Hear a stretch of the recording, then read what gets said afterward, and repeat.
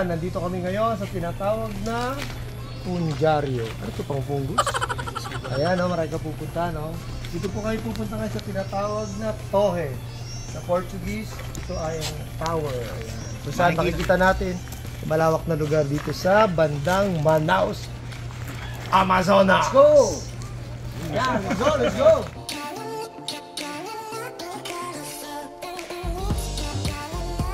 Siyempre pag pupunta tayo dito, kailangan nakapag-offloading ka muna para at least medyo safe ka din sa mga insekto. Oh, mahirap dito kaya kailangan safety first. Bago kami pumunta rito actually, meron tayong vaccination ng febre amarelo na tinatawag for yellow fever. Kasi nga, isa po sa malakas na pwedeng pagkakasakitan dito ay makakuha ka ng yellow fever. Kaya ngayon, green fever na lang. Dahil nasa green area tayo. Respectively, kung green siya, ang tendency ay parang bang napakalamig, ano? Pero hindi naman masyadong malamig dito. Medyo mainit. Parang ang klima nga, parang Pilipinas din eh. Isa ito sa mga pictures ng mga common na indigenous people nila dito. Kung mamasdan ninyo, parang mga Pilipino rin pala sila, no? Gaya natin.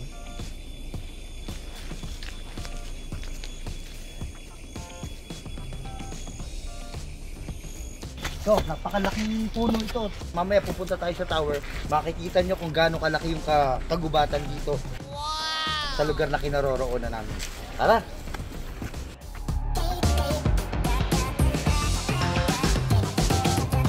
Dito pinapakita nila kung gaano karaming klase ng insekto, lalo ni mga anay, o kuping ang tawag nila, na nagde-destroy ng mga kahoy.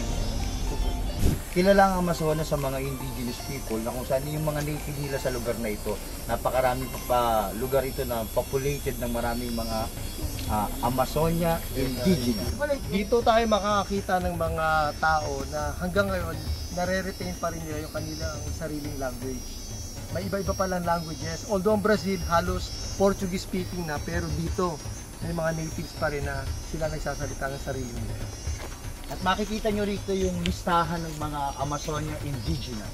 From 1 to 379, meron silang 379 na tribo na kung saan makikita nyo na may different language. Isang magandang feeling na mararamdaman mo pagpunta rito. Talagang nasa rainforest ka. Yung klima, ambience, tapos yung rarity ng mga plants, animals din na makikita mo rito na yun i-present nila. Mararamdaman mo talaga kung paano ang buhay nila noong mga nakaraang panahon. Kaya dito man, may mga turista rin pumupunta. Kanina lang may mga nakita kami mga Amerikano. Nagtitake sila ng time para mapakita ang history at kapil din yung nararamdaman ng mga turista na pumupunta rito. Nandito na tayo ngayon sa Torre. Akit na tayo ngayon. Hihintay na tayo ng ating mga kasama. Pundo di Amazonas. Tara na guys!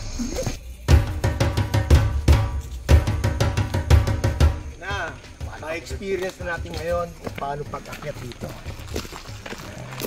Tower. Kaya nyo ba yan? Kaya?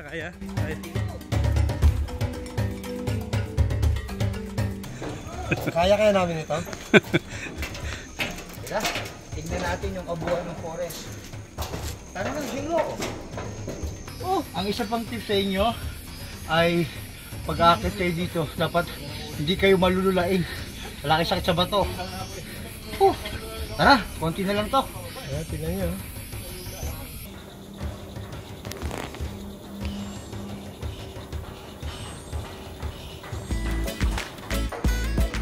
May tip sa inyo si Bro Tony.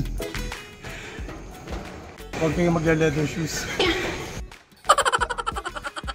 Sa lahat ng mga mahilig sa nature, yung mga nagko-conserve ng natural resources natin, napakagandang experience ito para makita nyo kung gaano talaga kaganda, kaya importante na ma-maintain yung mga green parts ng ating mga kapaligiran. Very healthy, kahit mainit dito sa Amazonas actually, pero dahil merong ganito, mapipil mo, nare-refresh ka, so it's very healthy. There you have it! We hope na nag-enjoy po kayo at hanggang sa muli, dito lang sa Trip Kubo! Samulog bag.